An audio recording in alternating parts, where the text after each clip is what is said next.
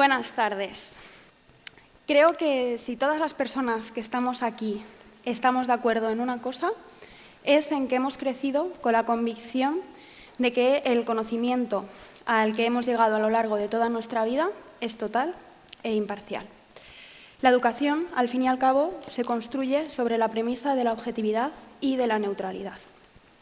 Esto, al mismo tiempo, es lo que conocemos como el paradigma dominante, es decir, que los modos de transmisión y generación del conocimiento están bien tal y como están y precisamente por eso no es necesario ni repensarlos, ni revisitarlos, ni reconfigurarlos.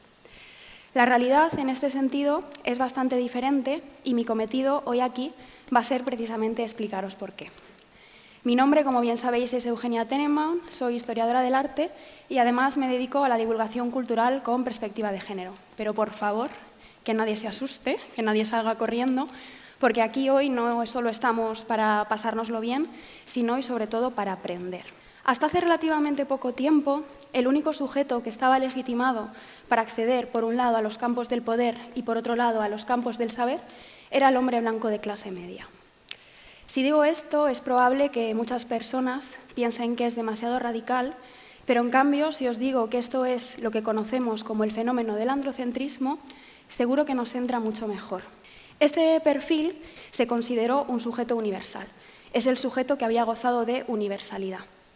Comprobarlo es relativamente sencillo, porque si yo ahora os digo, por ejemplo, artista, intelectual y monarca, y os pido que penséis e imaginéis la primera persona que os viene a la cabeza, las probabilidades de que encaje dentro de este perfil son amplísimas. Esto no deja de ser curioso si tenemos en cuenta que artista, monarca e intelectual son sustantivos neutros en género. ¿Quiere esto decir que no ha habido artistas, monarcas e intelectuales que no hayan sido o sean hombres blancos de clase media? Desde luego que no. Lo que quiere decir es que el imaginario colectivo lo que hace es facilitar que los referentes a los que tenemos acceso de manera mayoritaria sí lo sean. Así que ahora vamos a hacer un ejercicio conjunto. Voy a haceros 3 preguntas y me gustaría que aquellas personas que sepáis responderlas levantéis por favor la mano. La primera pregunta es: ¿quién sabría nombrar a 5 pintoras blancas? Empezamos fuerte. ¿Quién sabría mencionar a 5 escritoras negras? Seguimos bien. Y ya por último, ¿quién sabría mencionar a 5 intelectuales no europeas? Por esto es necesaria la perspectiva de género y precisamente por esto estoy aquí hoy con todas vosotras. Por desgracia, como a las personas no nos gusta de que todas las convicciones y certezas a las que nos hemos ido aferrando a lo largo de toda nuestra vida no son ciertas, cuando empiezan a tambalearse estos cimientos, sentimos y generamos muchísimas resistencias. Y de ahí también que todavía, a día de hoy, nociones y palabras como feminismo y perspectiva de género sigan generando tantísima desconfianza, porque lo que hacen es amenazar la forma tradicional en la que nos hemos acostumbrado a hacer y ver las cosas. También por esto, muchas personas consideran que la perspectiva de género es una manera de malversar el pasado y la historia en lugar de una herramienta metodológica para, de alguna manera, completarlo. Como bien decía, la perspectiva de género no solo es una cuestión de rellenar huecos, es también, y por ejemplo, una cuestión de salud. Este modelo androcéntrico a las mujeres nos cuesta la salud y también la vida. Como veremos ahora en pantalla, de trabajos de investigación dentro de la medicina que se han publicado a lo largo de los últimos siglos, el 62% no nos tienen en cuenta. Además, durante la pandemia, solo el 4% de estudios que se publicaron sí lo hacían. Por si fuese poco, no fue hasta 1991 cuando Bernadine Healy, una cardióloga, descubrió que los ataques al corazón presentan sintomatología diferencial en hombres y mujeres. Todos estos datos, todas estas cifras, lo que demuestran y en lo que se traducen es en un mayor número de muertes y en una mayor vulnerabilidad en los centros médicos. Este modelo androcéntrico, es decir, el hecho de que la medicina tome como modelo de referencia al varón blanco, sano y en la treintena, tiene unas consecuencias nefastas para la salud y es no solo un problema, sino también un peligro. Un problema cuya solución pasa por reconocer que la perspectiva de género y la perspectiva decolonial salva vidas, aunque hiera muchísimos egos. Pero la perspectiva de género tampoco es únicamente una cuestión de salud, es también una cuestión de representatividad. Nuestra identidad, lo que somos, el tipo de personas que somos, se construye tanto a nivel cultural como a nivel social. De manera que los referentes a los que tenemos acceso a lo largo de toda nuestra vida, desde que nacemos hasta que morimos, tienen una importancia crucial no solo en la manera en la que nos vemos a nosotras mismas, sino también en la manera en la que imaginamos la persona en la que nos queremos convertir. Mirad las imágenes que van a aparecer ahora en pantalla. Como veis, las he traído sin título.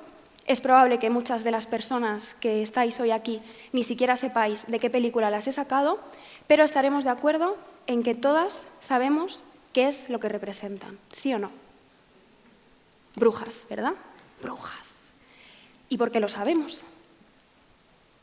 No os preocupéis, os lo digo yo. Por los métodos de representación y por los códigos de representación. Conocemos como iconografía. La iconografía de las brujas es apasionante porque es una de las que menos ha variado a lo largo de los últimos siglos. En la siguiente diapositiva veréis que he traído un grabado de Durero y el fotograma de la primera película de Walt Disney, Blancanieves. Entre estas dos imágenes transcurrieron 437 años, que se dice pronto. Y a pesar de ello, los códigos de representación siguen siendo, a grandes rasgos, los mismos. ¿Esto qué quiere decir? Que hay determinadas características físicas de las brujas que sabemos reconocer y que somos capaces de reconocer a simple vista, pero lo que a veces olvidamos es que estas características físicas van acompañadas de características morales. Esto implica que las brujas no son solo mujeres viejas, no son solo ancianas decrépitas, horrendas, con narices ganchudas, que visten fatal o que incluso van vestidas con harapos. No. Lo que quiere decir es que también son mujeres perversas, mujeres manipuladoras, sin ningún tipo de brújula moral y que no tienen ni un ápice de compasión por nadie que no sean ellas mismas. Mujeres y seres repugnantes de los que debemos desconfiar.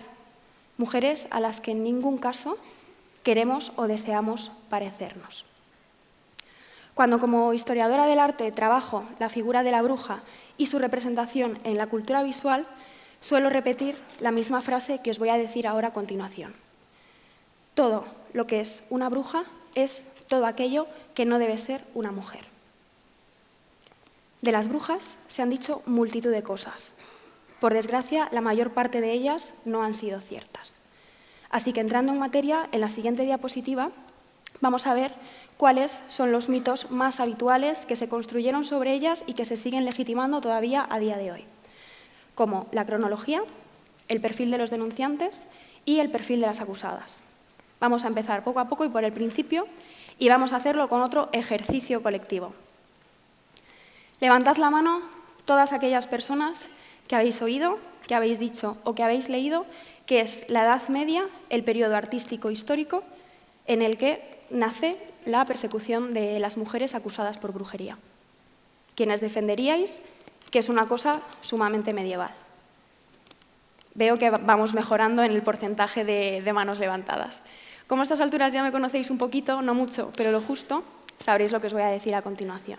Efectivamente, que es mentira. La persecución de mujeres acusadas por brujería cobra fuerza alrededor del año 1500 y se extiende hasta principios del año 1800. Es decir, comienza con la Edad Moderna, nada de Edad Media, nada de medievo, señoras y señores, y termina con el comienzo del siglo de las luces. Supongo que las luces que dejaban las hogueras. Y además os voy a facilitar un dato, porque a mí me encantan los datos. La última mujer asesinada en Europa bajo acusación de brujería fue ahorcada en 1782, es decir, 7 años antes de que se iniciase la Revolución Francesa, para que veamos un poco pues, lo que pedimos y lo que nos llega. Ahora en pantalla vais a ver que en 1487 se publicó un tratado llamado el Malleus Maleficarum, el martillo de las brujas, que si ya suena terrible, de verdad que no quiero expresaros lo terrible que era su contenido. Este tratado lo publicaron dos monjes dominicos alemanes, Heinrich Kramer y Jacob Sprenger, que no nos caen bien, pero hay que mencionarlos, es lo que hay. Entonces, como bien os decía, es 1487 la fecha a partir de la cual tenemos que empezar a preocuparnos y no antes. Esto al mismo tiempo me lleva al siguiente punto, que es el perfil de los denunciantes. Voy a acercaros a él a través de una metáfora. Vamos a imaginarnos que la persecución de las brujas es un edificio. En este edificio, los cimientos, efectivamente, los puso la religión. Pero solemos pensar que el resto del edificio también, por ejemplo, se lo debemos a instituciones como la Inquisición y, sorpresa, esto tampoco es cierto. Es indudable que la persecución de brujas no hubiese podido existir si la religión no hubiese sentado las bases, pero también es importante entender que la Inquisición española estaba, por desgracia, demasiado ocupada persiguiendo a la población judía, quedaos con este dato porque luego lo recuperaré, como para preocuparse por acusaciones de mujeres que supuestamente estaban haciendo cosas feísimas y lanzando maleficios. Por tanto, no es el estamento religioso el que más nos tiene que preocupar, sino sobre todo la población civil. Esto es especialmente perverso porque una cosa que solemos olvidar, tanto a través del arte como a través de la historia, son las consecuencias psicológicas que tuvo para la población la persecución de brujas. Porque tenemos que pensar que conceptos como ayuda vecinal, ayuda comunitaria, fueron sustituidos por sospecha, por miedo y por acusación. Tenemos que pensar en una sociedad en la cual las mujeres empezaban a sospechar de sus vecinas, una sociedad en la que las hijas empezaban a señalar a sus madres y a sus tías, y una sociedad en la que los maridos empezaban a sospechar de sus esposas. Esto me lleva al siguiente punto.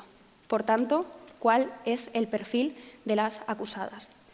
Como veremos en la siguiente imagen, el perfil de las acusadas es muy variado, pero generalmente podemos definirlo o podemos sistematizarlo a través de 4 o 5 ejemplos. ¿Quiénes eran las mujeres que podían ser acusadas por brujería? En primer lugar, mujeres que se relacionaban entre ellas sin intercesión masculina, es decir, sin que hubiese en el grupo la presencia de ningún hombre. Esto lo que hacía era atentar contra el tejido social femenino y además criminalizaba las relaciones intergeneracionales entre mujeres que tenían edades diferentes. Como vemos, otro drama, porque esto afecta directamente a la manera en la que tú te relacionas con el mundo. En el segundo caso, ¿quiénes podían ser las brujas? Pues aquellas mujeres que tenían conocimientos para poder utilizar plantas y hierbas medicinales para fabricar ungüentos, pócimas o pomadas con las que practicar cualquier tipo de curas. Esto se debe a que, digamos que campos como la medicina, como la farmacia, como la ginecología o como la obstetricia formaban parte de las competencias femeninas y eran las mujeres las que principalmente se profesionalizaban en estos campos. A medida que se van sistematizando y academizando estos campos del saber, las mujeres no solo son apartadas de estos oficios y se les prohíbe realizarlos, sino que todos los aportes que habían hecho a estas disciplinas son absolutamente censurados. Y esto es lo que podemos ver en esta obra de Hans Beidit, El herbolario de la bruja. En tercer lugar, tiene también mucho que ver no solo la moral religiosa, sino también, sobre todo, las características demográficas de la Edad Moderna. Tenemos que pensar que en la Edad Moderna la mortalidad infantil era efectivamente muy alta, pero no desde luego porque hubiese mujeres lanzando maleficios y comiéndose a niños, como aparece en muchas de las obras de arte, sino porque por cuestiones como la alimentación, las enfermedades, la hambruna y las epidemias, todo esto suponía un combo mortal para las infancias. Si a esto además le sumamos que tanto las parteras como las curanderas sabían perfectamente cuáles eran los remedios para abortar, nos vamos a encontrar con que a los hombres de la Edad Moderna no les gustaba esto. ¿Qué nos les gustaba? Que las mujeres tuviesen el control sobre sus propios cuerpos. ¿No les gusta a muchos hombres hoy? ¿Le iba a gustar a los hombres de la Edad Moderna? Por supuesto que no. Pero esto nada tiene que ver con la brujería. Esto no se llama brujería, se llama libertad sexual. En la siguiente diapositiva veremos cómo todo este tipo de libertades, es decir, la libertad sexual, la libertad de conocimiento y la libertad de oficio, empezaron progresivamente a vincularse con la figura del diablo, personificada en el arte a través de la figura del macho cabrío, que todas también conocemos. Esta inversión moral se traducía al arte con una inversión de elementos. Y precisamente por eso, en el grabado de Durero vamos a ver a una bruja que está sentada sobre un macho cabrío, pero al revés. Todo, digamos, que también nos lleva a la última parte. ¿Cuál era el último perfil de mujer que podía ser acusada de brujería?